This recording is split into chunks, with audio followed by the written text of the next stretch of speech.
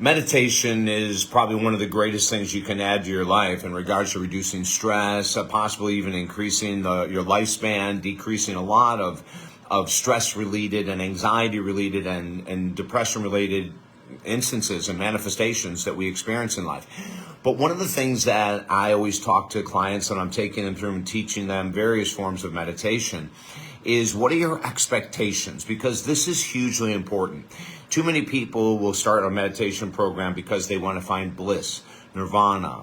They want to become enlightened. They want to become awakened, right? And that's the goal of many programs. And many teachers will teach this to you, saying the goal of this program, when you meditate long enough and you go deep enough and hard enough and everything else, is that it's going to be bliss. It's going to be nirvana. All suffering ends. You live in this incredible state of light.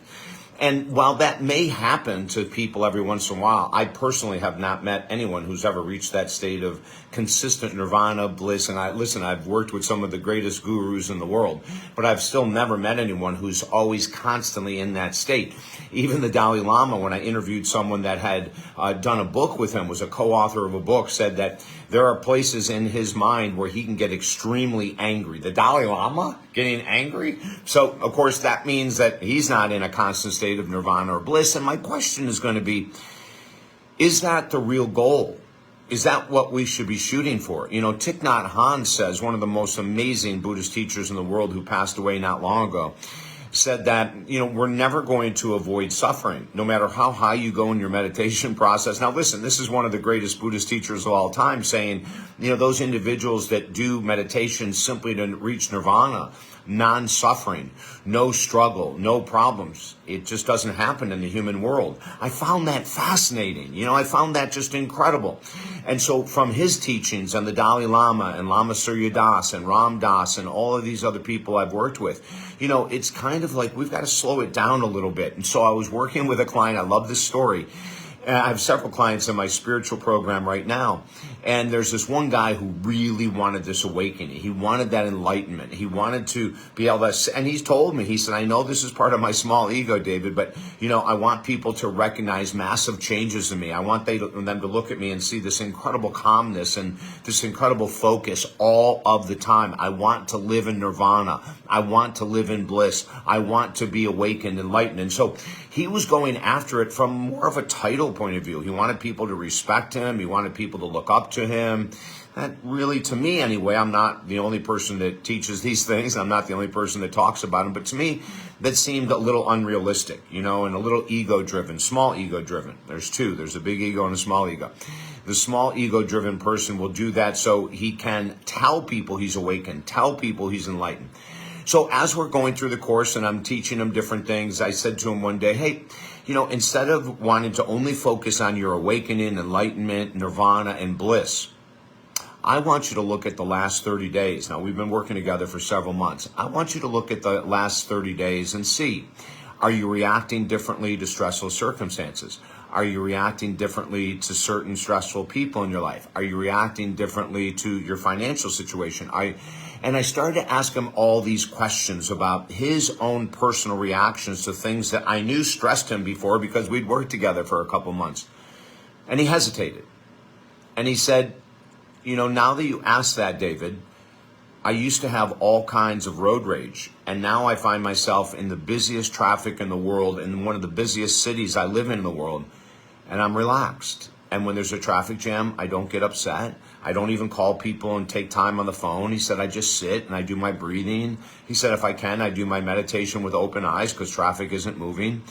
He said, so yeah, now that you asked that, yeah, I mean, my approach to traffic has totally changed.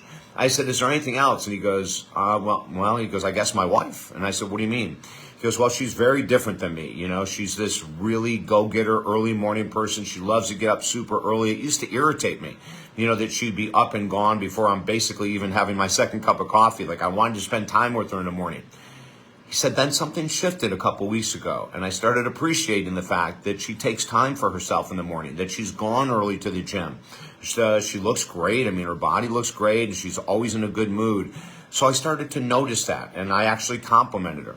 Well, as you can imagine, as the conversation went on, he started coming up with more and more. The last thing I'll tell you was just brilliant. He said, here I am running late for a meeting, and of course I start to get stressed, and I immediately remember what you told me. When you get stressed, do diaphragmatic breathing in the car. That means you breathe with your belly. Belly breathing is called, versus your chest breathing, shallow. He said, so I start doing my belly breathing and I calm down immediately.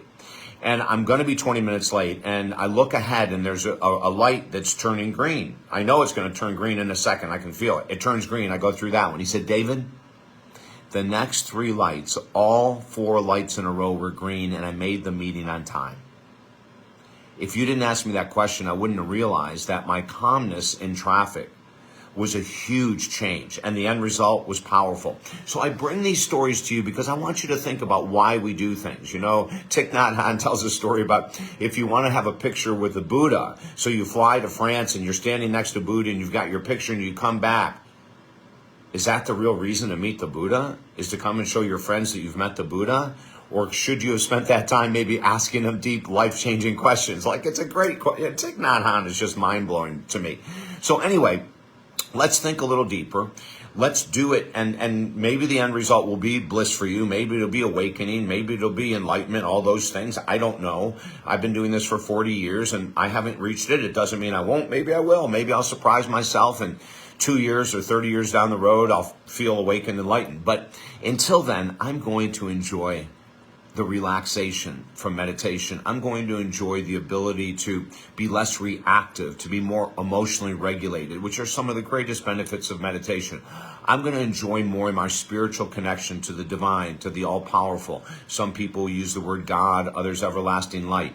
I feel a deeper connection in my spiritual path by being involved with my meditation than I did any other time. Now, I also read, I also do a lot of introspection. I have 2 teachers in the world of spirituality that I work with, so I'm putting the work in, but I'm also acknowledging just the beauty of the calmness that happens with a regular meditation practice. Whatever your goal is great, but let's not make it so big and so incredible that we might get discouraged and stop because we haven't found that enlightenment yet. Listen, if I can help you at all, we work with people from all over the world. Go to talkdavid.com.